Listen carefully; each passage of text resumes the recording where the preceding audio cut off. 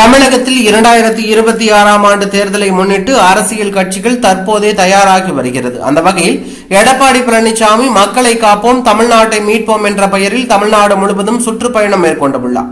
எடப்பாடி பழனிசாமி விடுதலை சிறுத்தைகள் கட்சி, கம்யூனிஸ்ட், தமிழக வெற்றி கழகம் மற்றும் சீமான் ஆகியோரின் கூட்டணிக்கு அழைப்பு விடுத்த நிலையில் அனைவருமே எடப்பாடி பழனிசாமியின் கூட்டணி அழைப்பை நிராகரித்து விட்டார்கள். இதனிடையில் செய்தியாளர்களை சந்தித்த அமைச்சர் துரைமுருகனிடம் இது பற்றி நிருபர்கள் கேள்வி எழுப்பினார்கள்.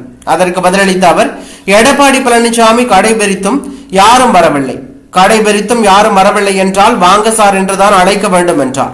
அதன் பிறகு 234 தொகுதிகளிலும் பை பை மற்றும் முதலமைச்சர் ஸ்டாலினுக்கு பாய் பாய் என்று ஹேஷ்டேக்கை முன்னெடுத்து வருவது குறித்து கேள்வி எழுப்பப்பட்டது.